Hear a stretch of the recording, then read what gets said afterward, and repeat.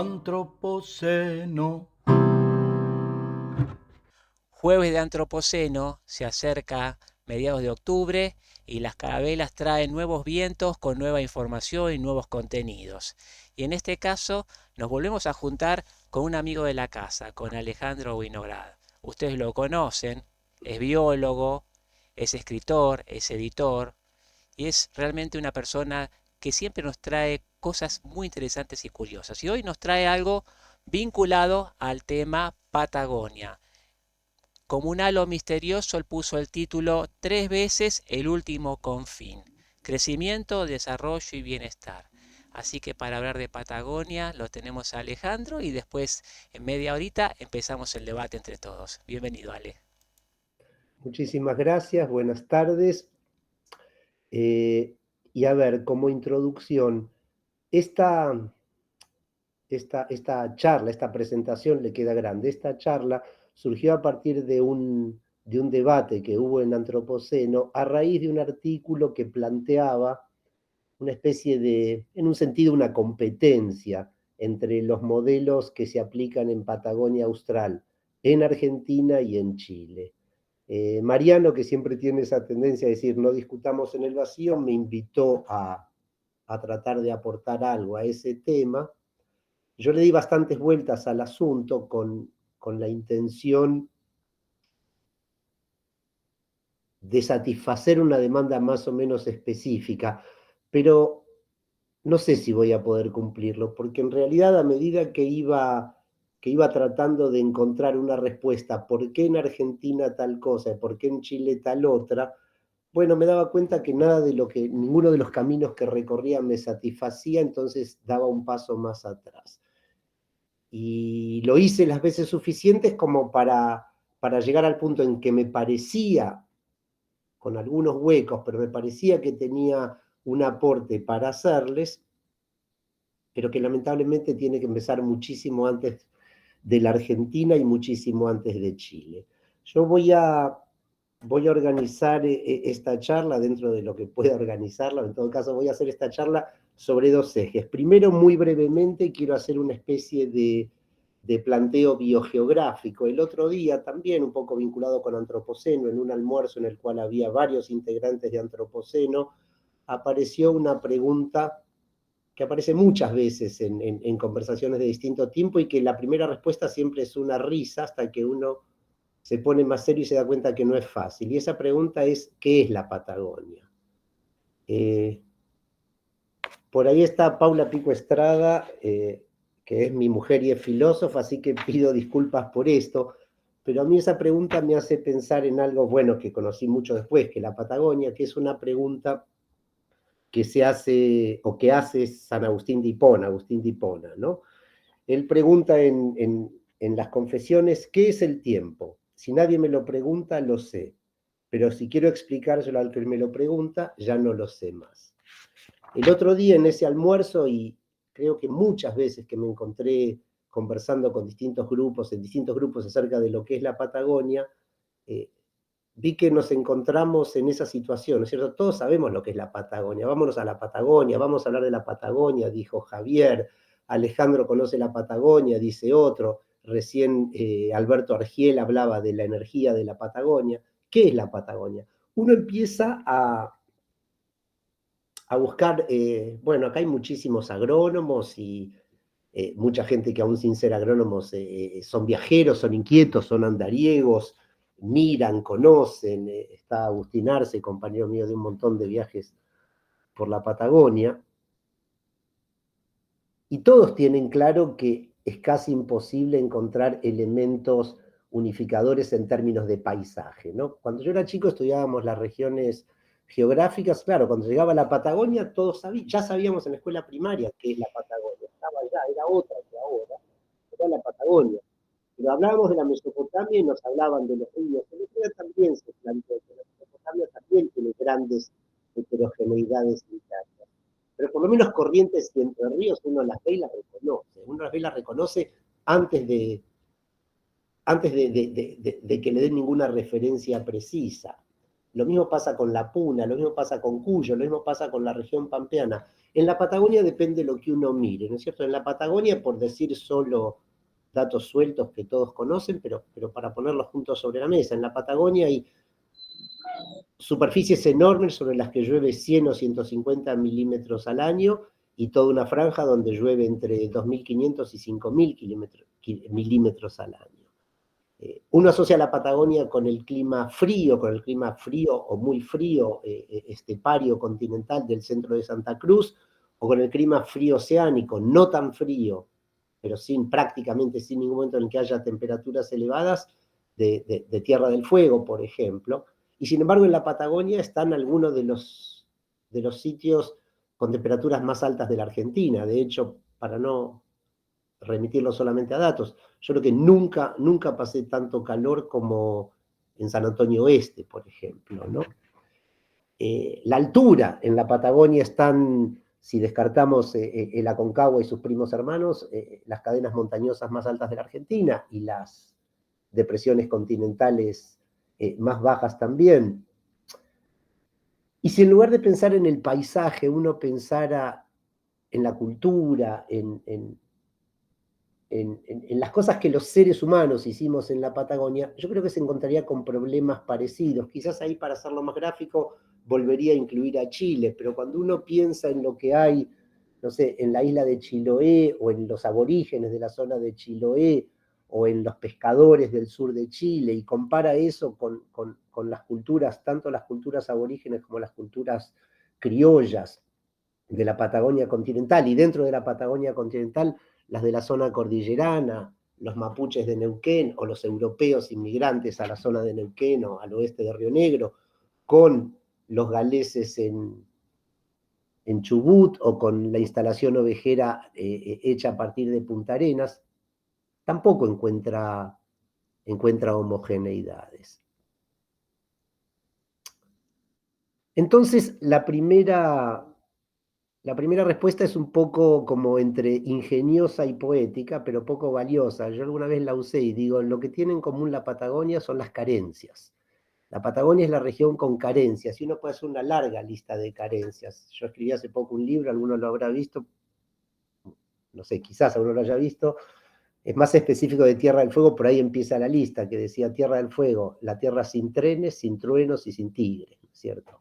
Y la lista de carencias se podría hacer más larga y más seria que eso. Esa tiene una vocación, por eso decía, literaria. La otra es biogeográfica, con un concepto biogeográfico que se utiliza poco, entonces que a mí me gusta como rescatar, que es el de la diferencia entre el exotismo y la excentricidad. Un paisaje es exótico cuando tiene elementos raros, ¿no? Un manglar es exótico. Un bosque uniespecífico de secuoyas, monoespecífico de secuoyas es exótico. Los cañaverales de Asia, en donde viven los tigres blancos, son exóticos. Excéntrico, en cambio, es un paisaje cuyos elementos son más comunes, donde lo que es poco convencional es la forma en que están ordenados y arreglados. La frecuencia, las abundancias relativas, la, la, la, las carencias que los rodean, la conformación que toman. Digo, por decir dos o tres ejemplos, confío en que se entiende y no me quiero demorar mucho, pero por decir uno de mis ejemplos favoritos. En Tierra del Fuego hay solamente 3 especies de árboles, las 3 del mismo género, que son los notofagos, ¿no? Las lengas, los ñires y los guindos. Y yo siempre, cuando ando con gente, lo haría con cualquiera de ustedes, con gente que tenga curiosidad en la naturaleza, los voy desafiando. Díganme a qué árbol se parece esa lenga. Díganme en qué árbol se parece aquella otra lenga. Porque si bien hay solamente 3 especies y un solo género, naturalmente hay conformaciones boscosas mucho más variadas. Tierra del Fuego también tiene una gran heterogeneidad ambiental interna. Y también es excéntrica Tierra del Fuego en su posición, y con esto voy a tratar de empezar a responder la pregunta que se hizo en Antropoceno. Pero digo, para cerrar esta idea, entonces, no sabemos muy bien qué es la Patagonia, no hay un paisaje que la defina, pero quizás sí hay un elemento que la defina, y es que la Patagonia es una tierra excéntrica. Y aunque suene caprichoso, casi me atrevería a decir la tierra excéntrica. Y acá no era tal misterio, pero también me gustaba un poco plantearlo de a poco. Acá puedo revelar el porqué del título de esta charla, 3 veces el último confín.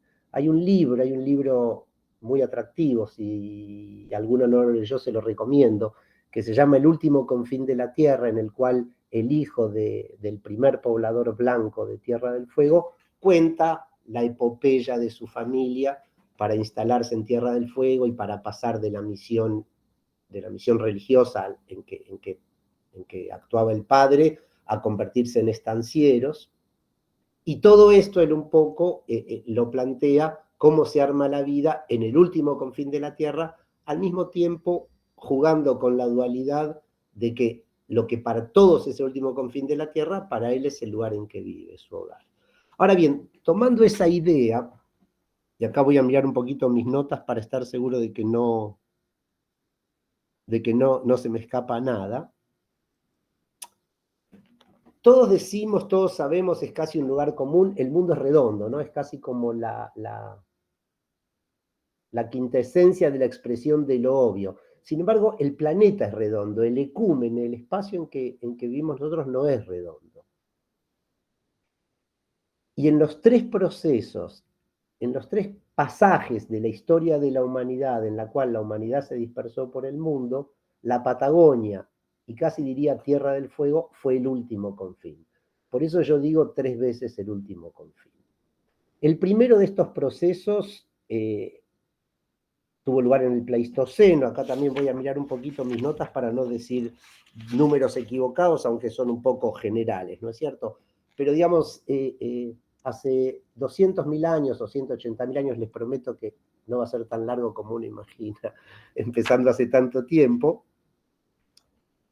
los seres humanos, digamos, para decirlo de un modo simple que a veces choca, eran como somos nosotros, ¿no? Ya existía el Homo sapiens, y bueno, ese es un tema que se puede sorprender, se puede discutir, puede ser difícil de imaginar, pero en líneas generales eran personas como somos nosotros y probablemente pensaban como nosotros, sentían como nosotros, no conocían algunas cosas que conocemos nosotros.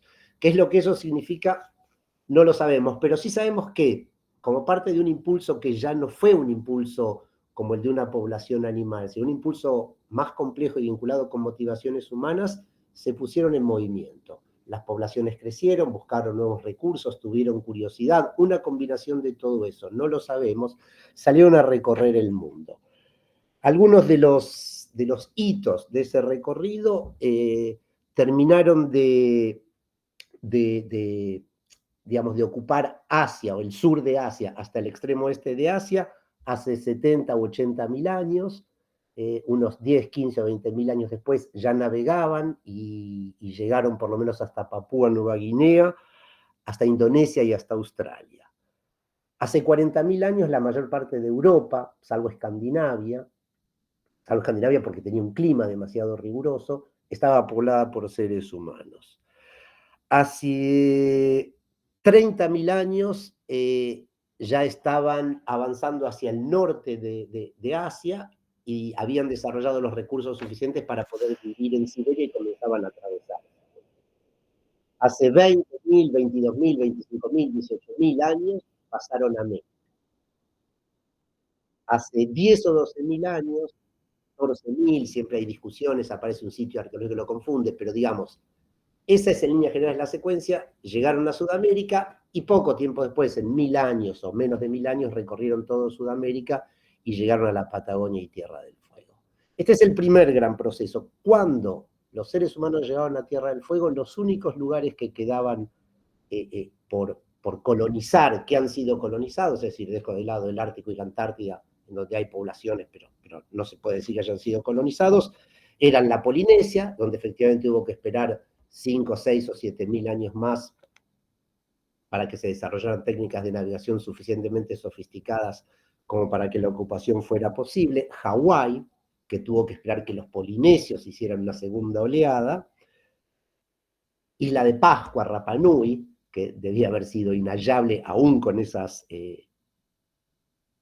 tecnologías de pesca, y para no concentrar todo en islas, el último lugar en haber sido colonizado fue Nueva Zelanda, que si bien en términos de recursos y geográficos es un lugar bastante colonizable, tiene una ubicación quizás la única, por lo menos para aquel primer proceso, más excéntrica que la de la Patagonia. El segundo gran proceso de dispersión de las poblaciones humanas fue el periodo de la expansión colonial. Y ahí también la Patagonia fue el último. Alguno dirá, lo voy a decir yo adelantándome, en 1520, apenas, ¿cuánto? 30 años, menos de 30 años, 28 años después de que Colón llegara a América, y qué sé yo, 40 o 50, depende qué hito uno ponga, 60 años después de que los portugueses terminaran de recorrer y de algún modo iniciar la ocupación de las costas africanas, hubo un desembarco, digamos, un recorrido y un desembarco en la Patagonia, 1520. Ahora bien, Colón llegó a América en 1492, en 1520 en América ya había, en Centroamérica, ¿no es cierto? Había ciudades, gobiernos, catedrales, misiones internas, alianzas con aborígenes, peleas con aborígenes, había una organización, un proceso complejo. En la Patagonia, si bien en ese periodo tan temprano ya hubo un pasaje, después pasó muy poco. Hubo un proyecto muy alocado en 1535, donde bueno, partiendo un poco del éxito de Pizarro en el Perú, se dividió toda América en 5 gobernaciones, se asignaron unos adelantados y se los mandó. Al que le tocó la Patagonia fue Simón de Alcazaba y Sotomayor, no sé si alguno estuvo en Camarones alguna vez, él donde desembarcó fue en Camarones, que era la provincia de Nueva León, que era una cosa gigantesca, que tenía 1000 y pico, 2000 kilómetros digamos, en sentido norte-sur, y su ancho era desde el Atlántico hasta el Pacífico.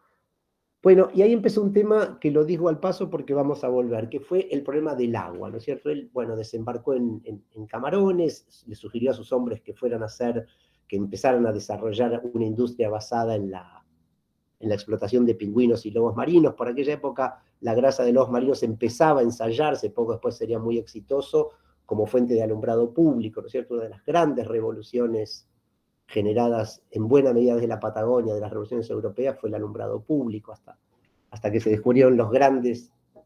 Uy, tengo que apurarme, listo. Dejamos a estos colonos y vamos más adelante. Después de eso, Simón de Alcazaba y Sotomayor, hasta el siglo XVIII no hubo más intentos coloniales, y el que hubo fueron las 3 colonias en fin, las de San Julián, las de el Istmo, justamente, de cuanto antes hablaba Argel, el Istmo Carlos Ameguino en la península Valdés, y la de Carmen de Patagones. 3 colonias que intentó el gobierno español a finales del siglo XVIII. La única que no desapareció enseguida fue la de Carmen de Patagones, que dio origen, en fin, con un periodo muy largo y muy lento, a la ciudad de Carmen de Patagones. Y la tercera gran expansión de los seres humanos, estábamos viendo cuándo fue los confines, es la consolidación de los estados nacionales, es decir, más o menos en el mismo periodo, en 20, 30, 40 años, en los países de las grandes praderas, de las grandes extensiones, en Sudáfrica, en Australia, en Nueva Zelanda, en Brasil, que no tiene grandes praderas, pero tiene grandes regiones colonizadas, en la Argentina, en Chile, los estados nacionales se expandieron sobre el 30, el 40 o el 50% del territorio que hasta entonces solo nominalmente formaba parte del país. Y otra vez, en todo ese proceso, la Patagonia fue el último confín. Y acá, bueno, voy a ver si... Bueno, por ahí un ejemplo que vale porque quisiera tratar de volver después si me da el tiempo. La primera instalación humana concreta y firme impulsada por el Estado argentino fue la de los galeses en Puerto Madryn en 1865. 1865. Y dice algo muy interesante sobre la Argentina, que es a lo que quiero tratar de llegar, por eso lo menciono ahora. Los llevaron de Gales a pobladores urbanos a constituir una colonia agrícola, a un lugar en el cual no hay agua. El primer día, el día que llegaron, se murió uno de sed.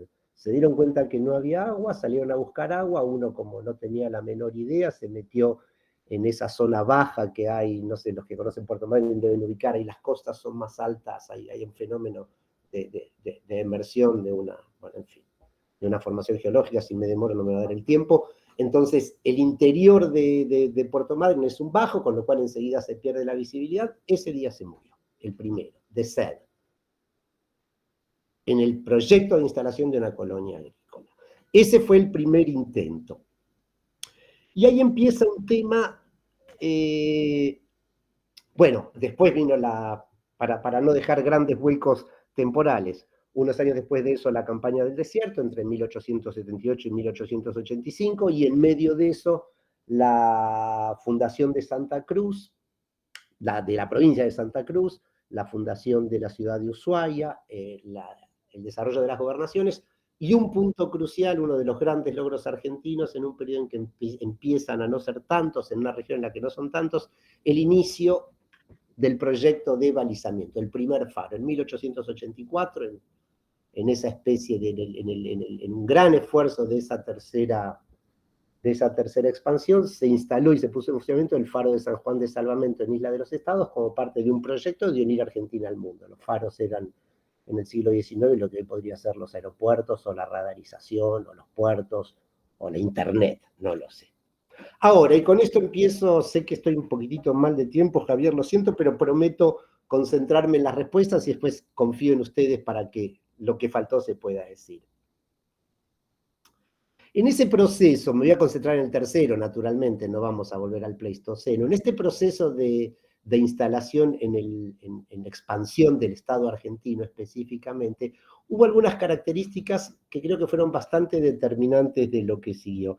Siempre se dice que en Estados Unidos, por acá me hice una lista para no olvidarme, ¿no es cierto? El gobierno se ocupó de buscar el agua, de hacer caminos, de contribuir a que se hicieran trenes, de generar las condiciones para el desarrollo de un sistema financiero y recién después de las instituciones. Digo, toda la literatura y el cine de cowboys está basado en una realidad que si uno, además de divertirse, le presta un poco de atención, demuestra que hay un desarrollo económico y prácticamente no hay ley. Y la ley que hay, ¿cuál es? Un sheriff al cual elige la gente del pueblo.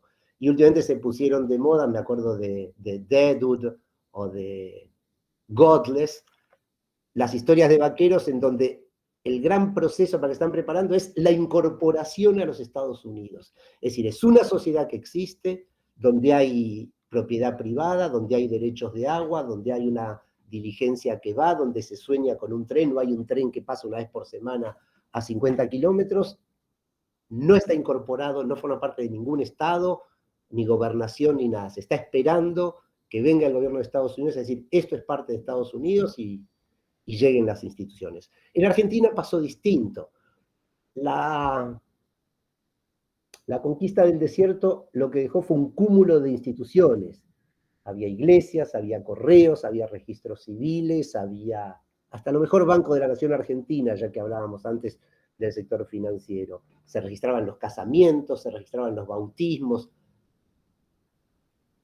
pero no había agua, y vuelvo, por eso mencioné específicamente el ejemplo de los galeses en Madryn. No había trenes, prácticamente no los hay todavía. El otro día leía como gran noticia que a lo mejor el año que viene vuelve a haber un tren entre San Antonio Este y Bariloche, un tren, 2 veces por semana, en el año 2020 y tanto, ¿no es cierto?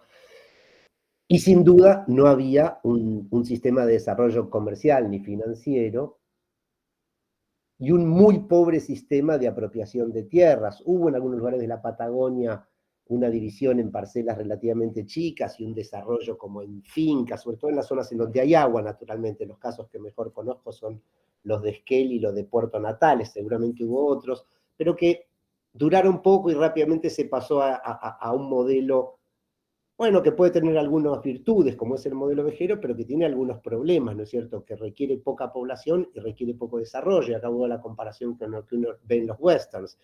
En la Patagonia no hay pueblos que se convierten en ciudades, sino pueblos que desaparecen. Después hubo pueblos que se convirtieron en ciudades. A ver. Hubo en el medio, y ahí es donde yo creo la respuesta se me vuelve más compleja, porque si el proceso fuera muy lineal, sería muy fácil decir, la conquista del desierto fue un fracaso, es a veces una tentación, y entonces la Patagonia quedó condenada. Eso no es cierto. Hay una lista, los voy a decir muy al paso, para no abusar de la paciencia que ya me está teniendo Javier, una secuencia de epopeyas capitalistas, si se quiere, de proyectos que se parecen a lo que uno podía imaginar que ocurría o en Estados Unidos, o en Australia, o en Sudáfrica. Grandes sueños de esos que hoy en la Argentina parecen inimaginables. Bernet y Lafont queriendo hacer un gran proyecto ganadero en las Islas Malvinas.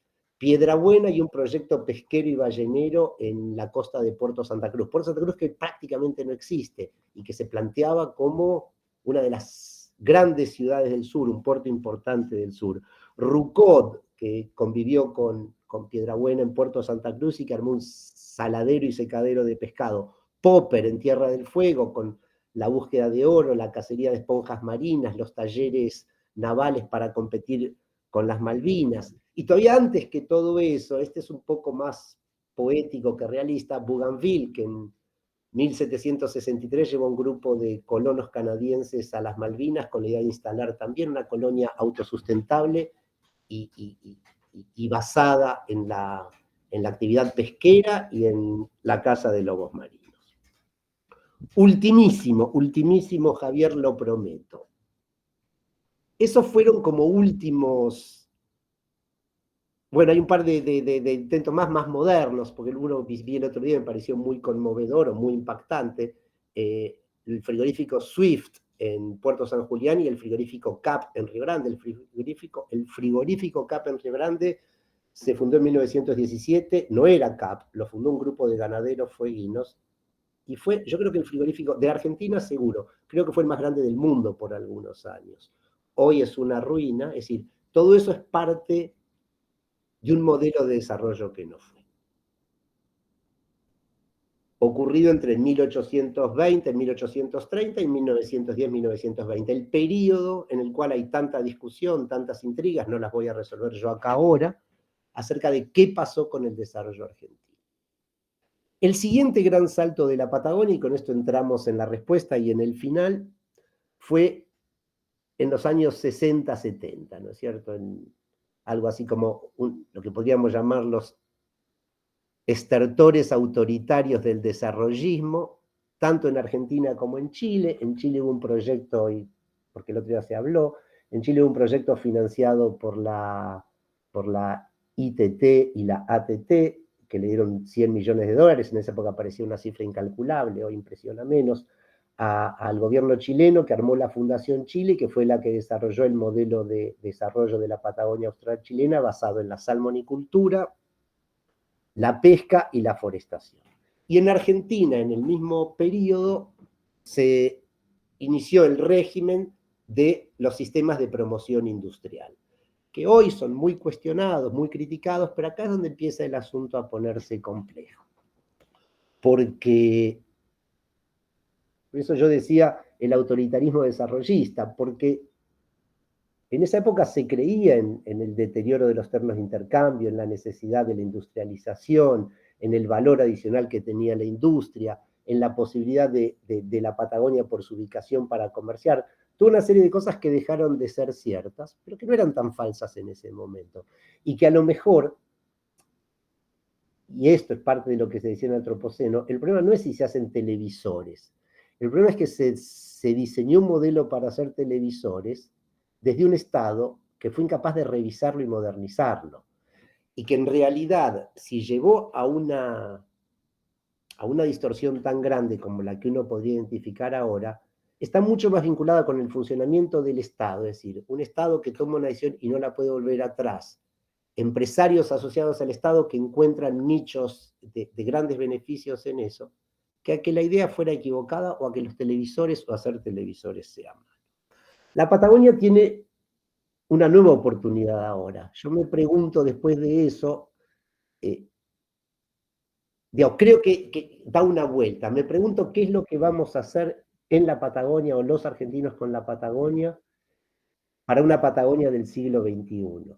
Recién lo dijo al paso Argiel, pero en eso hay muchísimo. Es decir, a pesar de todas estas cosas, algunas negativas que yo mencioné, en la Patagonia hay un patrimonio valioso, hay una población educada y sofisticada, hay ¿cómo diría? Una, un espíritu emprendedor que por lo menos en términos de comparación con el resto de la Argentina es elevado. Y hoy además en el mundo hay una realidad vinculada con los temas energéticos, vinculada con los temas pesqueros, vinculada con los temas ambientales, vinculada con el viento y el hidrógeno verde, vinculada con la Antártida y su revalorización, vinculada incluso con que con las tecnologías actuales la Patagonia puede ser un lugar atractivo para vivir en un entorno natural, para gente que se dedique a las actividades más variadas. Entonces me parece que, así como esas 3 veces fue el último confín, y con lo que eso puede implicar en términos de señalar su excentricidad y su dificultad, también significa que en algún sentido sus poblaciones siempre fueron una mezcla de jóvenes y viejas. Digo jóvenes ¿por qué? Porque siempre fue un lugar de recién llegados. Y digo viejas ¿por qué? Porque si es el último lugar al que se llega con una gran experiencia. Yo tengo la impresión, y en esto creo que no sé si di demasiadas vueltas para llegar a esto, pero en esto creo que me apoyo en las discusiones de Antropoceno y apelo a los saberes de Antropoceno. El siglo XXI le da a la Patagonia una oportunidad que no sé si le da de un modo tan claro y tan transparente y tan visible a toda la Argentina. Bueno, y el desafío que tenemos es ver si podemos aprovecharla. Gracias y perdón por los casi 9 minutos de extensión. Muy bien, tenemos entonces a partir de ahora unos 40 minutos para poder debatir. Todos aquellos que quieran participar es en voz viva, si pueden prender la cámara mejor, marcando en su paleta abajo que está la mano y se organiza el orden de la palabra, así como lo pidió recién en primer término Alberto Argiel. Alberto, te escuchamos. Yo agregaría las campañas, la primera del cual yo he tenido conocimiento fue la Comisión Nacional de Energía Atómica, que hacia los fines del año 50 se asentó en Colonia Sarmiento. Esto queda entre los lagos Coleguapi y el Múster, en el sur de la provincia de Chubut, lindando con Santa Cruz. Ahí se hicieron viajes muy grandes en avión, con cintilómetros para registrar los potenciales, las emanaciones de radioactividad en busca de uranio, en fin. Pero hay otras campañas. Yo no sé, hasta el día de hoy, yo soy geólogo, hasta el día de hoy no sé qué tanto se avanzó con la prospección geológica por minerales. Yo sé que en Sierra Grande hubo un yacimiento muy grande de hierro que ya fue explotado. Entiendo que ya fue explotado casi por entero. Yo sé que el potencial muy grande, el potencial más grande que tiene Argentina está en la Patagonia en cuanto por la superficie. En cuanto a la costa, la parte continental, para producir, por ejemplo, agua, porque la Patagonia escasea en agua, y eso se lo puede obtener desalinizando el agua de mar con energía renovable que no tiene costo, la tecnología sí, pero no la energía. Después hay que considerar una cosa, que hacia el sur, el continente se hace más estrecho, y hay dos océanos a la derecha y a la izquierda, el Atlántico y el Pacífico, que hacen de acumulación de calor. Entonces, hacia el sur, en la Patagonia, no es tan frío como en regiones de la Siberia, a pesar de estar cerca del Polo Sur. Bueno, y ahí era toda mi participación. Gracias, Alberto. ¿Te parece que le dé la palabra al próximo, Alejandro? Sí, por favor, Dale. porque fue muy interesante lo que dijo Alberto, pero si yo me excedí por no entrar en detalles y invita a demasiados detalles eso. Pero muchas gracias, Alberto. Bueno, entonces vamos rápidamente a Richard Bindi. Dale, Richard. Gracias, Máster. Bueno, Felicitaciones, Alejandro. Hacía tiempo que te quería escuchar, no solo porque lo escuchaba por tu hermano, sino por las cosas que hiciste, todo. Así que un gusto, entré un poquito tarde, pero igual te escuché. Yo tengo 3 dudas existenciales, pero te empiezo te tiro la primera y después en tu caso con otras preguntas, ¿no?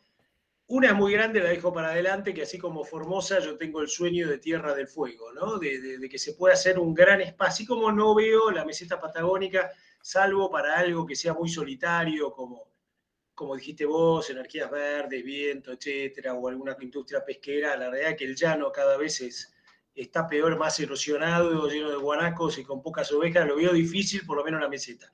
Pero eso después lo vemos. Lo que sí veo es Tierra del Fuego, que es un tema.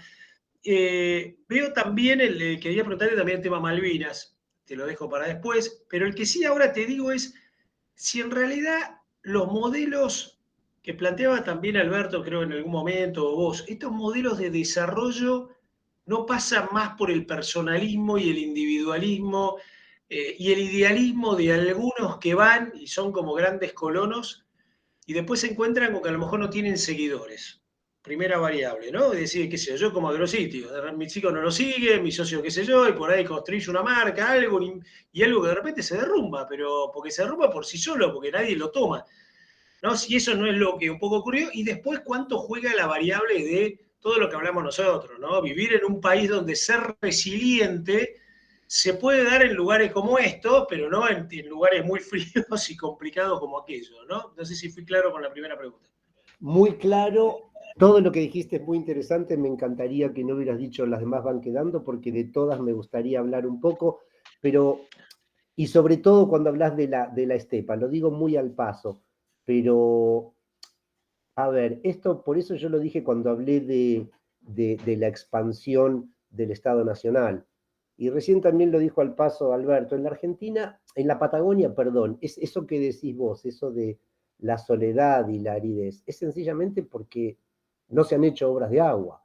Es decir, buena parte de la Patagonia, quizás algunos lugares de la meseta central son un poco más áridos, más secos o más ásperos, pero buena parte de la meseta central, sobre todo justamente porque al estar al sur y haber un bajo nivel de evapotranspiración, en fin, el clima no es tan riguroso, con obras de riego serían lugares aceptables, ni hablar en las costas. Ahora vamos a lo que sí vos planteabas.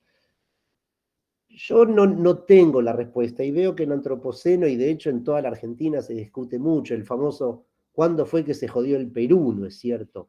Es decir, lo cierto es que si un modelo de desarrollo, por un momento, no quiero hacer la apología del oeste norteamericano, lo utilizo porque es un ejemplo que todos tenemos, que conocemos muy bien, digamos, más allá de la parte folclórica. Pero digamos, si los hijos de esos pioneros, y si no serán los hijos, serán los sobrinos, o será el novio de la hija, o será un empleado. Ven que ahí hay un camino de desarrollo que se va generando, que hay un beneficio, que hay una ciudad que crece, que hay una posibilidad de bienestar. Yo creo que eso del pionero que queda solo se diluye por sí mismo. Es posible que alguien que se fue a vivir a los antiguos hace 40 años, hoy los hijos o los nietos les haya aburrido. Ahora, vos hablabas de Tierra del Fuego. Eso yo lo vi en Tierra del Fuego. Cuando yo fui a vivir a Tierra del Fuego, ni hablar cuando fui por primera vez, pero cuando me instalé a vivir Tierra del Fuego, yo empecé hablando de las carencias. Era un puerto de frontera en el cual no había nada y cuando se apagaba la luz uno caminaba por unas calles de tierra o de nieve, todas doble mano, todas sin control, y lo mejor que se podía ir a hacer, y no era mano, era irse a un bar a tomarse unos whiskies. Y hoy Ushuaia es un fenómeno, yo creo que en Argentina, por ahí estado Porto en algún momento nos podrá precisar esto, algo que en América Latina existe muy poco, en América del Norte poco y solo en Europa. Ushuaia es una pequeña gran ciudad. Ushuaia tiene menos de 100.000 habitantes, ahora tiene los mejores restaurantes de la Argentina, 5 museos, una universidad, negocios sofisticadísimos, todo el mundo habla, todo el mundo no. La gran mayoría de los habitantes habla, aunque sea un poco de inglés. Entonces las condiciones, digo, la verdad, por eso yo lo digo con cuidado. Las condiciones locales están dadas. Puerto Madryn es más calmo, es más pachorriento, si querés. Ahora es un lugar encantador para vivir. Y muchos otros lugares, bueno, ni hablar los de la cordillera, ya están más, en fin, atrajeron incluso atrajeron una comunidad de gente del exterior, de gente rica de Buenos Aires, de artistas, de todo tipo de cosas. Yo realmente creo que las debilidades del desarrollo patagónico y la falta de esa formosa Tierra del Fuego pujante con que vos siempre soñás, está dado por algo que yo no sé lo que es, como digo, como no sé lo que es en la Argentina, porque después siempre termina igual, si la culpa fue de Perón, si fue de Mitre o si fue de tu tía. Pero es algo que terminamos sin saber. Ahora, no creo que sea endógeno. Por eso yo decía esto, es decir, digo, 3 veces fue el último lugar, pero 3 veces fue un lugar al que los pioneros llegaron y se instalaron y prosperaron. Ahora, siempre tuvo una vuelta. Yo por eso terminaba un poco haciendo la apelación a la vuelta de hoy, a la vuelta del siglo XXI, que de casualidad nomás parece poner en valor un montón de elementos en los cuales la Patagonia es rica. Incluso, y con esto termino esta respuesta un poco larga, vos hablaste al paso de las ovejas. La lana, en fin, la lana fue el abrigo, primer complejo industrial de la humanidad, ¿no es cierto? El de más larga duración de todos, digamos, ¿no? Digo industrial específicamente, porque hay cosas que deben ser más tiempo, pero con varios pasos de elaboración. Y tuvo una crisis de 50 años, 60, desde la invención de las fibras sintéticas, ¿cómo es que se dice?, de telar circular, el polar, para no decir polar, hasta que todos nos dimos cuenta de nuevo que la lana es más linda, mejor y más chic. Hoy la lana vuelve a tener valor. Lo que no tiene valor es la lana sucia, indiferenciada, mezclada argentina. Pero ahora, la lana cuando se sabe de dónde viene, cuando se sabe qué espesor y qué largo tiene, cuando se sabe cómo fue criado el animal, cuando se sabe cómo fue criado el animal, la lana ya vale. Todos lo habrán visto en algún viaje, que ahora ya ni siquiera solamente los suéteres, bueno, ni hablar lana pura, pero ya no están solamente los suéteres de cashmere en una anaquel aparte, también los de merino ya están en una anaquel aparte. Cuando yo era chico no sabía lo que era el merino. La Patagonia es uno de los grandes productores de lana merino del mundo y lo que vende es lana gorda para hacer alfombras o para esos suéteres que hacen bolitas cuando uno les hace así, ¿no es cierto? Pero digamos, la lana también forma parte de las oportunidades del siglo XXI, aunque parezca un poco anticuado, ¿no? Perdón, lo hice muy largo, Ricardo. Bueno, tenemos en lista a 3 personas, a Mariano Vinograd, Flavia Balciusti y a Mariano Latari. Primero vamos con Mariano Vinograd. Mariano. Bueno, yo quisiera discrepar un poquito, hermano Alejandro. Cuando efectivamente te convocamos a esto es porque había salido alguna nota en algún medio, seguramente un poco sensacionalista, que hablaba de un éxito chileno y un tropiezo argentino. En Antropoceno hemos perdido a 2 participantes muy conspicuos que un día se enojaron y se fueron. Uno era Daciano, Alex Daciano, y el otro, tal vez ya nadie se acuerda, era Iván Bartolucci. Iván Bartolucci es el que escribió el libro sobre pioneros y frente de expansión agraria y despotrica contra la Argentina feudal y elogia a muchos otros países, entre ellos Chile. Si pienso en Patagonia chilena, pienso en un complejo foresto industrial que es uno de los más importantes del mundo y que de hecho se han adueñado de la foresto industria en Argentina a través de Arauco y otros. Si pienso en fruticultura patagónica chilena, 60, 70 mil hectáreas de cerezas que prácticamente dominan el mundo y nosotros apenas llegamos a 2.500. Yo creo que se hizo la cereza en los antiguos mucho antes que la cereza se expandiera en Chile hacia el sur y quedamos ahí, ni que hablar de la cereza en Comodoro o en Colonia Sarmiento, ni siquiera entre Leu y Rawson. Hablabas de agua y aquí en un momento se hizo Futaleufú, Piedra del Águila, Collón Curá y hasta hoy se está hablando de las que antes eran Kirchner y Zepernik, no, Cordon Cliff y no sé cuánto, los chinos, no se habla de riego en el siglo XXI. No se habla de riego en el río Chubut, no se habla de riego en el río Santa Cruz, a pesar de que Pérez Compán tiene 3 pivotes. Se hizo el acueducto de Pomona a San Antonio para Soda Solvay. Hay un solo quintero que riega olivos en San Antonio Este porque tuvo la triquiñuela de decir, no, yo no soy agricultor, la oliva es una industria. En consecuencia, y bueno, y para terminar, lo que nosotros llamamos la conquista del desierto, los chilenos llaman pacificación de la Araucanía. Entonces, en fin, yo tengo una Zapata, que sí es miembro todavía de Antropoceno, habla de una Argentina metalífera. Algunos se enojó, creo, Rapoport, porque dijo, bueno, la metalmecánica es una industria importante y la llamamos Argentina fosilífera. ¿Es posible que en la República Argentina, en la Patagonia, nadie piensa en fotosíntesis y todos en explotar el subsuelo? Entre signos de interrogación, el tema del hidrógeno verde. Pero que después del anuncio en Glasgow de Alberto Fernández y el Ragbir, quedó en el limbo porque no tenemos para nada claro que el gobierno de la Libertad Avanza va a arrancar con el tema del hidrógeno verde. Gracias, espero tus reflexiones. Bueno, hay un poco, sí, yo lo que diría, no hay ni para discrepar ni para acordar. Yo por eso traté, no sé si pude hacerlo, traté de poner en perspectiva los dos modelos desarrollados por gobiernos autoritarios y desarrollistas en los años 70. Yo no conozco tan en detalle el chileno, pero entiendo que logró convocar a muchos actores del sector privado, sobre todo a muchos, es donde me quiero concentrar, no por hacer esa discusión de sector público y sector privado, que también en parte, como decía Ricardo, lo fueron modificando, digamos, fueron desarrollando sus intereses. Ahora uno de los elementos más importantes, que es el de la salmonicultura, está en una crisis muy grande, se verá. Por ahora lo que están haciendo es buscando asociaciones en Argentina, donde siempre parece que esas cosas son más sencillas, cosas de ese tipo. En Argentina se hicieron otras cosas, es decir, el hidrocarburífero, metalífero que decís vos, porque fue el metalífero también, no sé, por ejemplo, San Julián era una ciudad cuyo principal actividad era el frigorífico Swift, y se convirtió en el puerto minero de la Patagonia.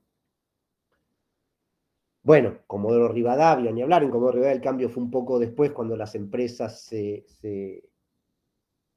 desprendió, cuando YPF se desprendió de los servicios periféricos y se desarrolló todo un conjunto de empresas, y a eso corresponden las cerezas de que hablas vos y tantos otros proyectos, algunos fallidos como las cerezas, otros exitosos, como convertir Comodoro Rivadavia en una ciudad por la cual corría el barro por las avenidas principales, en una ciudad bastante agradable, y la industria tan cuestionada con sus beneficios impositivos en Tierra del Fuego. Yo creo, pero esto lo digo con mucha cautela, porque es un tema difícil esto de qué pasó en la Argentina. Yo creo que el problema, que la diferencia no está en el modelo, sino en la forma de aplicación, ¿no es cierto?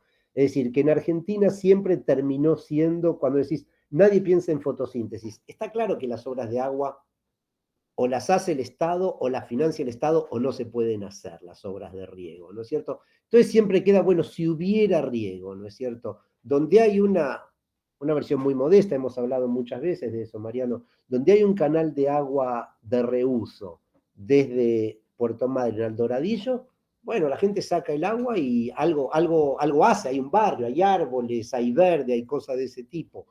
Yo no sé por qué eso no pasó en la Patagonia, yo no sé por qué no se hizo, no sé si es no sé qué es lo que en la Argentina haya hecho que se mate a la vaca para comerle la lengua, o que se cerquen 20.000 hectáreas para dejar unas ovejas y en otros lugares no. No lo sé. A lo mejor es muy sencillo, uno diría sencillamente un régimen impositivo que no le pone costos a la tenencia de tierra improductiva, a lo mejor es algo más sofisticado. Lo que yo estoy seguro es que es algo soluble, digamos, es decir, que no es la Patagonia, no es el paisaje, no es la gente, como probablemente no lo sea en otros lugares, ¿no es cierto? Es decir, todos somos diferentes, pero en un sentido también todos somos iguales. Todo lo que se hizo en Chile se podía haber hecho acá, todo lo que hizo acá se podía haber hecho en Chile, ¿no? Y la pregunta es, insisto en eso, no qué es lo que hicimos mal, sino qué es lo que vamos a hacer ahora frente a un nuevo set de circunstancias, ¿no? Vamos entonces en su atardecer a Flavia Valjusti. Flavia, abrí tu microfonito. Sí, ahí estás. Ahí está. Buenas tardes a todos. Gracias.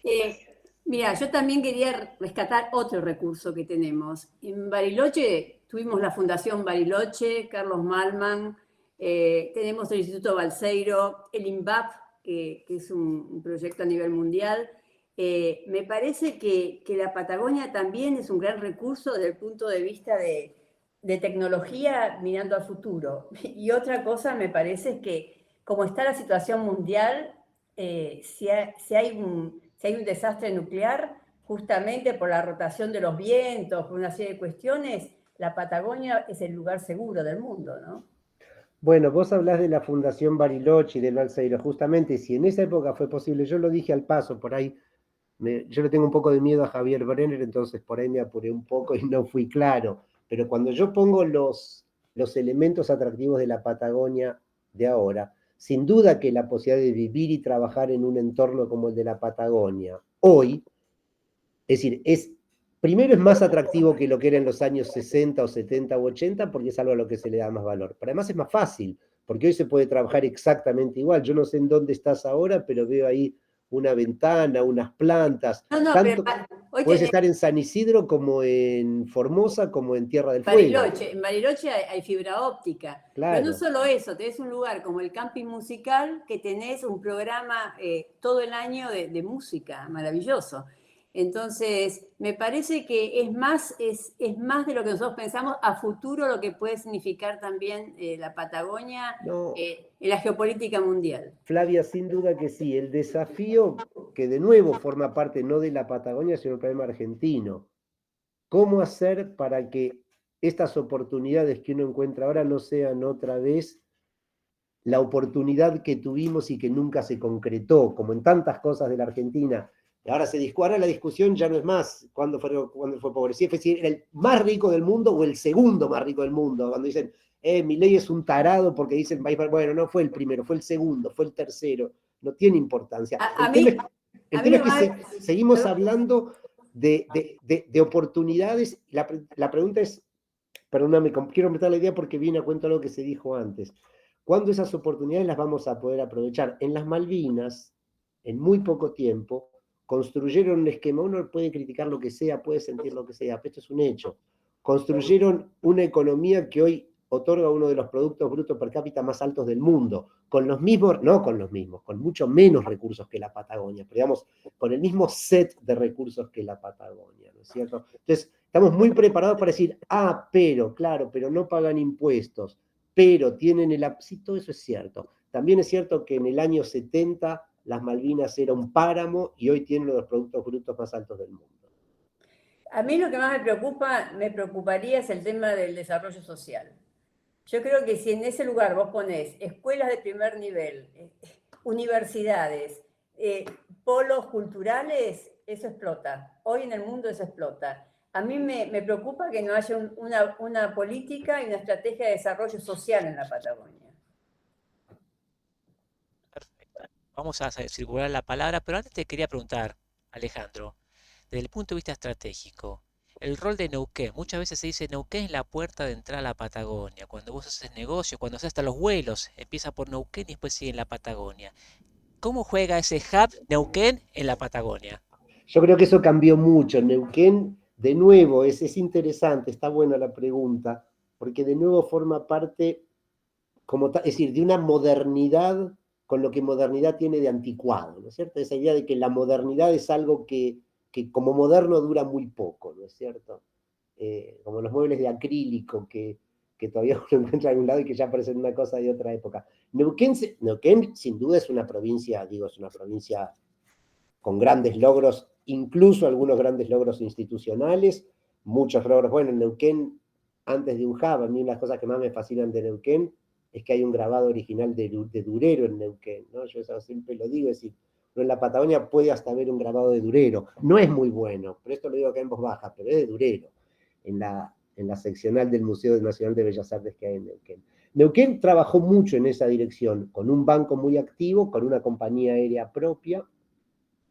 Hoy eso perdió importancia, es decir, hoy en definitiva, yo a veces lo digo cuando yo tengo una visión un poco sesgada hacia Tierra del Fuego, pero trato de ser cauteloso, pero a veces lo digo en charlas, es más fácil llegar a Tierra del Fuego que llegar a San Martín de los Andes, no, mucho más fácil, mucho más fácil, porque realmente digo, tanto las comunicaciones, Flavia hablaba de la fibra óptica, es más fácil hablar por teléfono con Tierra del Fuego y con San Martín de los Andes, como los vuelos cambiaron mucho, la compañía neuquina, no sé, creo que ya no existe, no estoy seguro, en todo caso, si existe, ya no cumple esa función que cumplía. Y de nuevo, yo me acuerdo que lo vi, eso fue muy impactante, yo lo vi no en todos, pero en todos los lugares más o menos grandes de la Patagonia, cuando, eso ya fue hace unos años, a lo mejor fue en los primeros años del siglo XXI, cuando de repente uno era cliente sí o sí del Banco de Santa Cruz, del Banco de la Nación, el Banco de Tierra del Fuego, y de repente en 3 años aparecieron el HSBC, el Galicia, el francés, el esto, el lo otro, lo demás allá. Es decir, también los servicios, qué sé yo, financieros, como lo que decías vos, como una base para hacer negocios, digamos, se expandieron muchísimo, ¿no es cierto? Hoy la verdad que, hoy la principal limitación de ese tipo, no sé, otra vez apelo al ejemplo de Estados Unidos. En Estados Unidos, a partir de un momento se crearon como 2 culturas, ¿cómo diría?, de clases dirigentes, ¿no? Que algún periodista con una cierta gracia caracteriza como los yanquis y los cowboys. Como que una cosa es la clase dirigente tradicional del este, vinculada a las finanzas, vinculada a la industria, vinculada a los astilleros, y otra cosa es la clase dirigente del oeste, vinculada al petróleo, la actividad forestal, a la ganadería. Pero las dos son clases dirigentes. Las dos han creado universidades que están entre las más importantes del mundo. Las dos financian museos. Las dos tendrán también sus esquemas cerrados y con dificultades para acceder. En la Argentina hay yanquis, no hay cowboys. Es decir, las grandes empresas de la Patagonia son empresas, digo, son las petroleras de Buenos Aires, o cuando se arma alguna local, como pasó cuando YPF se desprendió de las periféricas, la mayor parte de los que se hicieron cargo de esas empresas, aún si eran de Comodoro, se fueron a vivir a Buenos Aires. Los Brown en el siglo XIX, después de reunir 1 millón y pico de hectáreas y de hacer palacios en Punta Arenas, cuando terminaron ese proceso, se fueron a vivir a Buenos Aires. Y de algún modo, bueno, y esos bancos, es decir, no es que creció un banco nacido en Bariloche, sino que llegó el banco, el HSBC, ¿no es cierto? Es decir, eso es, no sé qué pasó, pero eso pasó. Es decir, ¿por qué en Argentina no hay cowboys, digamos, ¿no? No hay cowboys como clase dirigente, hay vaqueros en el campo. Vamos a hacer unas preguntas más en el aire bioeconómico y ahí está Mariano Latari seguramente que va a tratar este tema. Dale, Mariano. Hola Alejandro, ¿cómo estás? Bueno, muchas gracias por tu exposición.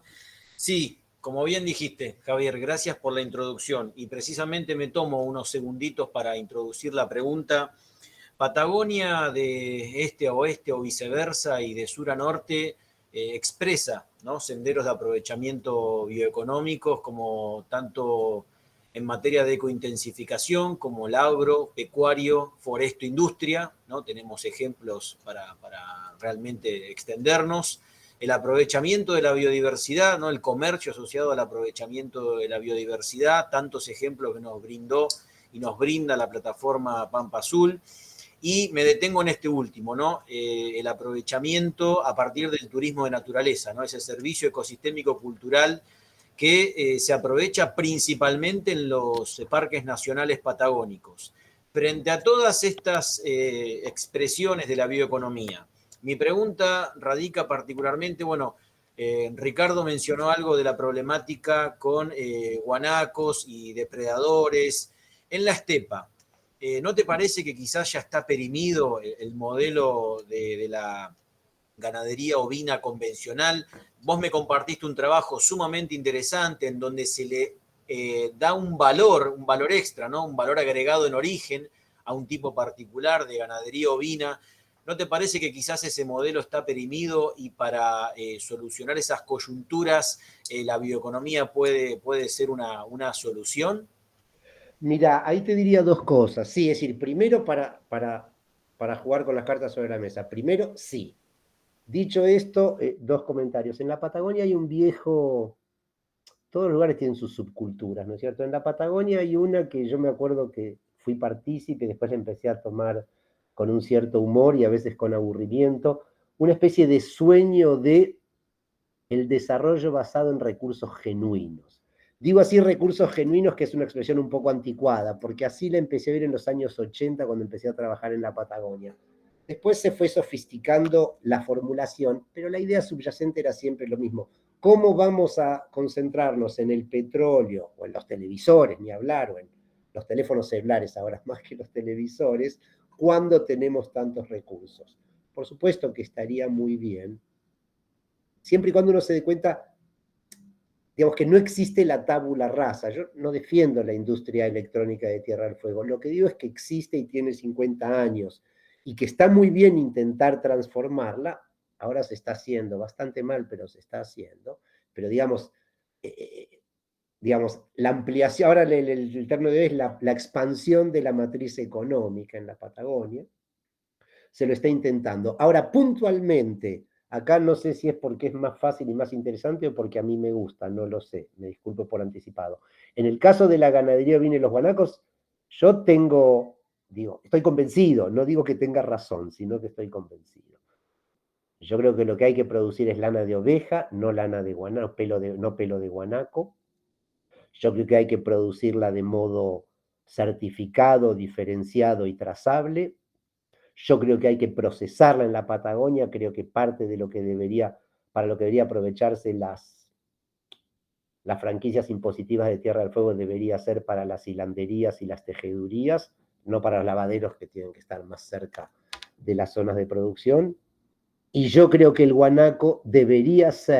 la conservación del guanaco debería ser un valor adicional que se agregue, digamos, que se agregue como elemento de agregado, estoy diciendo muy mal la expresión, que se utilice la conservación del guanaco como factor de agregado de valor a la lana patagónica. Lana wildlife friendly, criada con ovejas que conviven con guanacos, con las fotos. El problema es, ¿por qué la Argentina, que es un país grande y con poca población, acá como siempre se habla, no sé, el famoso tema, ustedes deben haber agotado esto, el granero del mundo, después se pasó al supermercado del mundo. Y yo pienso, ¿por qué no es el deli del mundo? ¿No es cierto? Argentina, como el otro día decía Fernando Vilella, que me gustó mucho, el problema de la Argentina es que fundamentalmente produce y exporta comida para animales, no comida para personas, ¿no es cierto?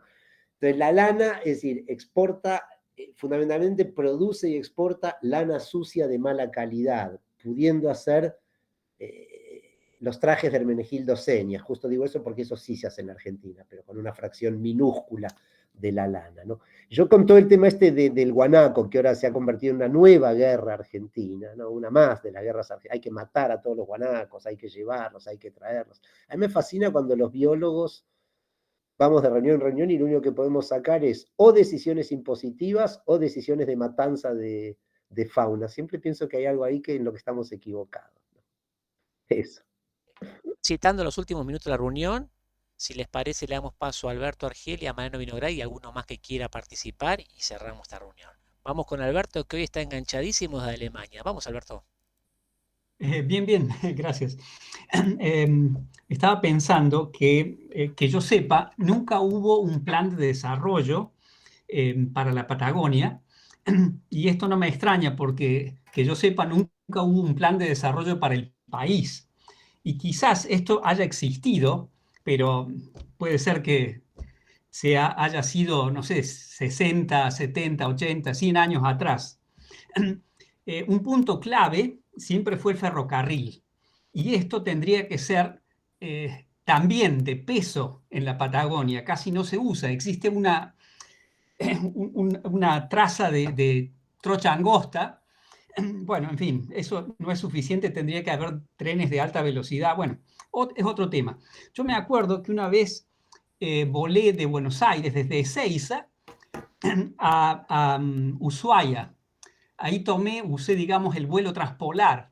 En aquel tiempo existía, porque el aeropuerto estoy hablando del aeropuerto nuevo de Ushuaia, tiene 3 kilómetros de pista y permitía el descenso de naves grandes.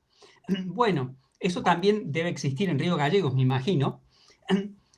Con lo que pienso es que todo está en la demanda, la necesidad, digamos, que motiva el desarrollo es cuestión de planearlo.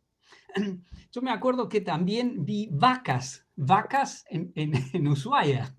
Eran pocas, pero sí, a pesar de la rigidez del clima, era posible, pero para eso se requería suficientes pasturas.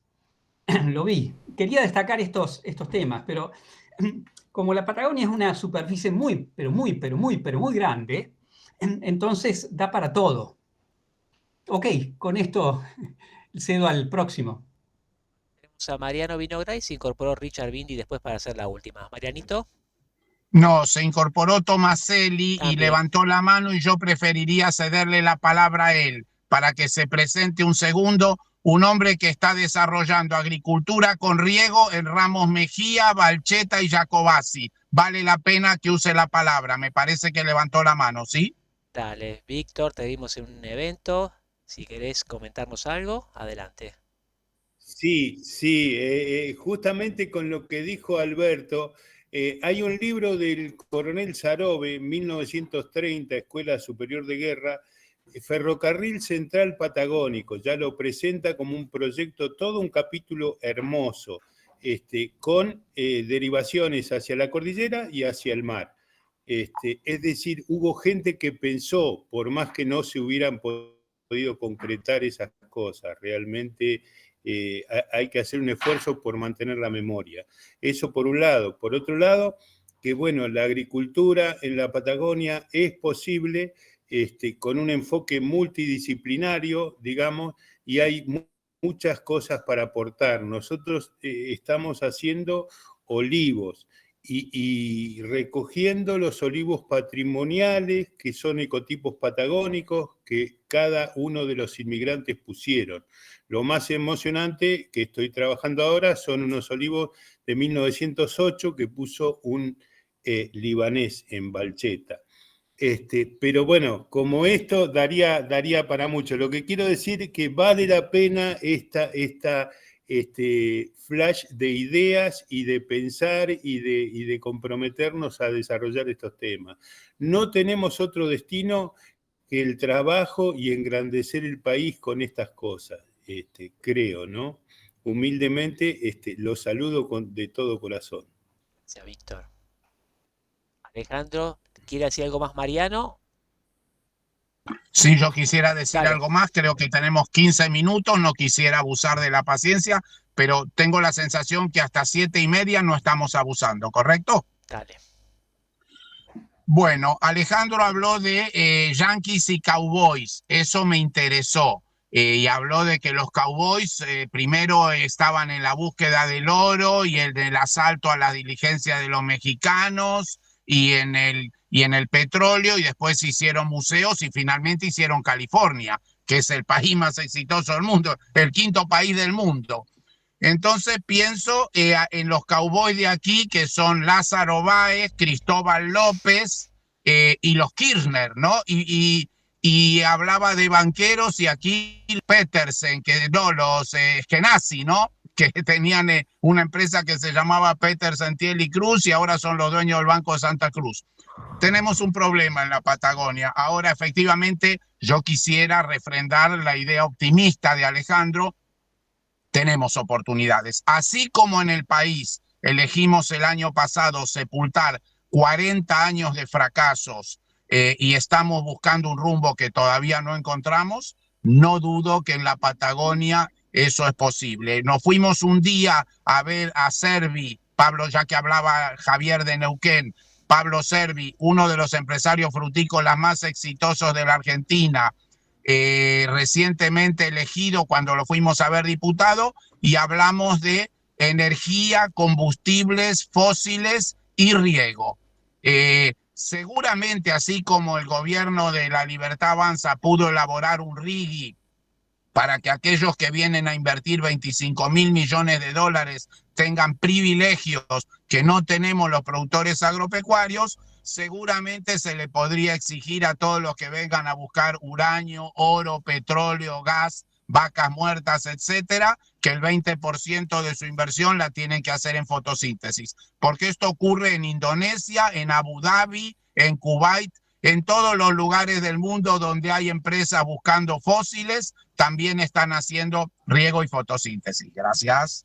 Perdón, Mariano, pero ahí hay, es decir, si fuera fácil no sería parte de una discusión, porque en Tierra del Fuego también hay un programa de ese tipo, que es como dije antes, el de la expansión de la matriz productiva, donde, lo digo más o menos, pero donde el 15% de los impuestos que no pagan las empresas incluidas en el subrégimen industrial de promoción, lo integran en un fondo del cual pueden retirar ellos mismos ese dinero si es para empresas, no sé cómo se las define, quién las evalúa, pero pesqueras, turísticas, agropecuarias y cosas de ese tipo. Y hay casos como el de la empresa pesquera de New Sun, que empezó comprando cupos de exportación para poder importar, que ahora se convirtió en una empresa pesquera exitosa e importante. El tema es que siempre es algo, y ahí es un poco cuando acá se habló de planificar, de la necesidad de planificar, de la necesidad del desarrollo, de lo que hizo o no hizo el Estado. Por eso yo no tengo la respuesta, pero por eso me detuve en un momento hace 70 o 60 años y digo, bueno, acá es donde yo me confundo con qué es lo que pasó. Porque también cuando se hace algo que la receta parecería sensata, como decías vos, lo de los cowboys como Lázaro Báez, ¿no? Termina quedando en manos de funcionarios que no se sabe cómo juzgan, para beneficio de empresarios que no se sabe qué es lo que buscan. Yo te lo conté a vos una vez que tuve una reunión con unos petroleros grandes, una de las grandes empresas petroleras de Santa Cruz, y me preguntaban cómo volcar su actividad a todas las direcciones. Querían hacer riego, querían hacer producción, querían hacer turismo, querían hacer actividad comunitaria y social, querían hacer un museo. Pero claro, en un momento también decían, bueno, pero si nosotros queremos y del otro lado, del lado del Estado, del lado de la comunidad, no hay nada más que desconfianza, en fin, ese impulso se agota, dura poco o empieza y muere, ¿no es cierto? Quiero decir, el problema es ese, no sé si es tan sencillo de encontrar la solución. Confío en que lo hagamos de todos modos, ¿no? No lo digo de pesimista. Volvemos a nuestro columnista Ricardo Bindi. Ricardo, a ver. Gracias. Che, Alejandro, te voy a tirar un pequeño ejercicio para que vos me hagas de imaginación prospectiva. Mirá lo que te digo. Porque nosotros siempre acudimos al pasado, vamos al pasado, buscamos la receta, volvemos otra vez. Está bueno, yo creo que todo eso hace a nuestra cultura de desarrollo real, productivo, privado en el sur, como vos lo contás y vos lo viviste. Creo que eso es una curva de aprendizaje, porque de no haber nada, vos dijiste, yo caminaba sobre el barro y sobre la nieve, y hoy tenés un lugar espectacular y muchos otros también. Entonces, acá mi pregunta va sobre esto. ¿Cómo imaginás vos el 2040? Un ejercicio de imaginación sobre la base de los 80, de que arrancaste, vas, venís, estás, etc. ¿Cómo imaginás el 2040 con una gran dosis de realismo? Estamos en un país que está fundido, que está tratando de salir, que tenemos discrepancias, pero que pase lo que pase con Milei, otro no va a poder hacer otra cosa, donde se mira ahora la macro y donde hay que tratar cada uno de pensar en lo suyo. ¿Vos imaginás un plan de desarrollo productivo en un ministerio con grandes cabezas pensantes que digan, vos te vas a ocupar de esto, vos Nusam tal cosa, y Nusam le va a dar bola, va a invertir la guita, le va a decir, sí señor, buena, usando un poco todo eso, el lejano oeste, lo que vos viviste y todo, imaginándote el 2040 y ver cómo sería esa evolución. No sé si fue claro. No, muy claro y me atrevo, porque es un desafío, si me atrevo a empezar a contestar apenas terminar de hablar es porque es algo que he pensado muchas veces y a lo que le he dado muchas vueltas, lo cual no significa que tenga nada, pero sí que me atrevo a dar mi opinión. No, yo creo que no, yo no me imagino esa oficina de planificación. Yo soñaba, cuando fui allá en los 80, yo soñaba con formar parte de la dirección de desarrollo de la Patagonia y juntarme con mapas de papel todavía, ni computadoras, y aprendí a hacer cosas cartográficas y mandaba a hacer mapas más grandes, más chicos. Y si bien no formé parte de ese organismo, en mi pequeña escala participé de esas cosas. Y no funcionan. Y no funcionan y no son de este tiempo. Ahora, 2040, eso también lo veo por el otro lado y también creo que no va a ser la dirección de planificación, va a ser otros actores. No va a ser como California, como dijo Mariano, a lo mejor va a ser como el estado de Washington o como Maine. Es decir, como siempre, no sé, el nuevo desarrollo siempre hace que los anteriores que eran espectaculares sean un poco anticuados, ¿no es cierto? Es decir, no sé, Villa Gesell estaba muy bien hasta que apareció Pinamar, y Pinamar estaba muy bien hasta que apareció Cariló, y Cariló estaba muy bien hasta que apareció Costa Esmeralda. Ahora Pinamar es anticuado, lo canchero es Costa Esmeralda. Digo, yo voy por lo tengo más claro, Ricardo, para Tierra del Fuego, que es lo que conozco bien, creo que toda la Patagonia, pero en Tierra del Fuego me la paso dando vueltas y me lo imagino. Y yo voy por el canal Beagle. En un momento se planeó una ruta que lo iba a recorrer todo. Y yo decía, está bien, hay que conservar, hay que cuidar el medio ambiente, pero en algún sector yo quiero que haya 10 restaurantes pegados y una marina y un club, y que uno pueda ir a tomarse unos tragos y no sé, y a conocer gente y a divertirse.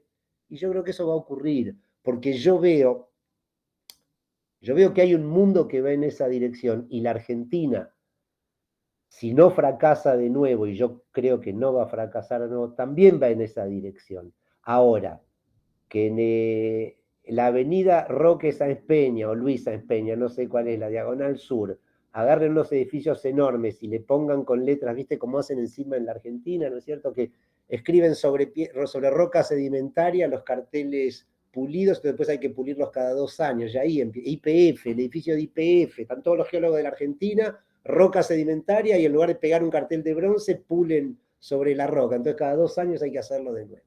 No, eso ojalá que no pase, no me lo imagino. Yo soy respetuoso, esos coroneles que en los 70 decían, no sé, Picún Leufú, Aluar, digo, habrán tenido sus más y sus menos, pero yo soy respetuoso porque, qué sé yo, leían algún libro en castellano seguramente, ni debían tener posibilidad de acceder a cosas de afuera, ni sabrían ni otro idioma, pero leían algo y tenían coraje. Acá vamos a hacer tal cosa. A mí eso me gusta, pero ahora me parece que por suerte eso lo va a hacer mucha gente a más pequeña escala y con su propio dinero. Un señor va a ir al canal y decir, acá voy a hacer un hotel, y va a ir y lo va a hacer. Va a ir y lo va a hacer, y cuando al lado, yo lo hago al lado, ¿no? Sí, creo en eso. Para el 2040 creo en eso. Y además, me concentro en Tierra del Fuego, pero en algún sentido, con los más y los menos, y con la banda que hay también, pero lo que pasó a lo mejor en San Martín de los Andes o en Villa La Angostura, sobre todo, demuestra que puede ocurrir, digamos, ¿no? Porque Villa La Angostura, de algún modo, pasó eso. También era un lugarcito perdido, y ahora, en fin, uno puede discutir algunos de los vecinos, pero es un lugar súper sofisticado, súper elegante, lleno de servicios, con puertos, con hoteles, con restaurantes, con bares. ¿Demasiado turístico? Sí. A mí lo que me gusta de Tierra del Fuego es que es un lugar muy turístico, pero no es un lugar turístico. Eso me gusta más de Tierra del Fuego que de San Martín de los Andes o Villa La Angostura. Pero bueno, en fin, Villa Gesell es turístico y qué sé yo, Buenos Aires no importa, digamos. Eso digo, me resulta más atractivo una ciudad más multiservicios, pero hay de todo, ¿no? Alejandro, antes de cerrar esta reunión, quiero apelar un poco a tu perfil como biólogo. ¿Qué estás viendo desde el mundo de los biólogos? El gran potencial de la Patagonia como, me imagino, reserva de agua pura, vientos, amplitud térmica y el tema algas como alimento. Dentro de ese pool, ¿qué ves como realmente atractivo que puede aportar no una ciudad o un pueblo, sino la integridad de la Patagonia? Mira, creo que eso es el tema más interesante, no digo que es el más importante, pero más interesante para responder a tu pregunta de un modo que se entiende y que no sea muy largo, es el viento. ¿Por qué? Porque no sabemos lo que va a pasar con la energía, no sabemos lo que va a pasar con el petróleo, no sabemos lo que va a pasar con el cambio climático, pero tenemos un camino que se vislumbra, es decir, que se entiende, y que para la Patagonia es súper activo. Y uno ve que hay políticos, hay empresarios, en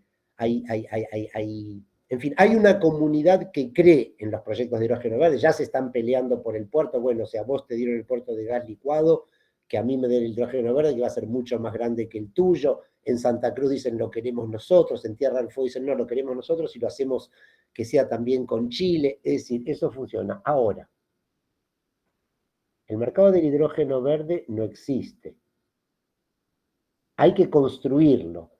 Y claro, entonces alguien tiene que poner 20, 30 mil millones de dólares confiando en que va a haber un Estado que salga a negociar con otros Estados contratos de largo plazo para una transformación, no para vender nafta de acá en lugar de nafta de otro lado, sino para vender un combustible que va a requerir un cambio dramático en toda la organización de, en fin, las ciudades, la legislación, la industria. Es algo que en los países europeos se discute de ese modo. Para Argentina ese es el gran desafío. Tenemos el viento, tenemos el agua, tenemos los puertos y tenemos la gente que puede hacer eso. Incluso hay grupos ya, no hay nadie que pueda hacer hoy una planta de hidrógeno verde, pero eso yo los conozco. Digo, hay gente que ha alquilado campos, hay gente que ha hecho ensayos, hay gente que ha dedicado tiempo y dinero, por lo menos a estar listo, a tener algo seguramente que pueda vender, porque va a ser algo muy grande.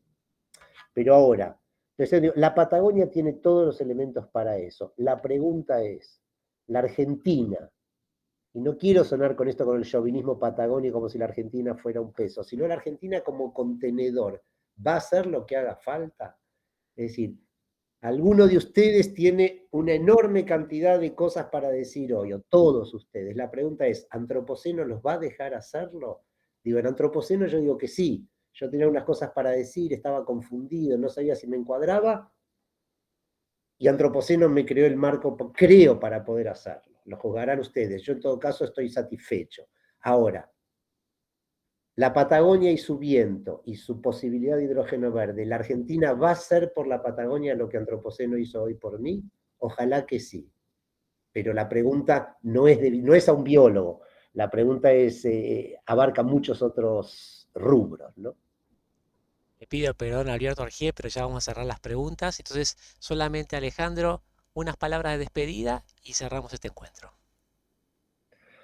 Bueno, más que despedida, de disculpa, incluso Mariano un poco me retó, pero no tanto, pareció que me iba a retar y no me retó tanto. Hice un proyecto que a lo mejor era muy ambicioso para el tiempo que tenía, pero que para mí fue lo mínimo porque el desafío era muy grande. Me pidieron que hablara de un tema al que le dediqué mucho pensamiento, mucha reflexión y mucho cariño. Entonces saqué todo lo que pude y tengo un poco el temor de aún así haber dejado demasiado y haber hecho un poco de lío. A ustedes, como siempre, muchísimas gracias por, en fin, por la audiencia, por la discusión, por la comprensión, por el interés, a los que veo por las expresiones de seguimiento, que es lo que uno le permite seguir adelante. Y de nuevo, si hice un poco de lío me disculpo, pero espero haber cumplido mínimamente con lo que se esperaba de la invitación. Y muchas gracias. Se van apagando las luces en torno a Alejandro, pero nos trajo luz a nosotros y aquí nos quedamos en este fin de semana largo para despedirnos y encontrarnos dentro de 7 días aquí en Antropoceno. Gracias Alejandro y gracias a todos ustedes. Nos despedimos. Antropoceno.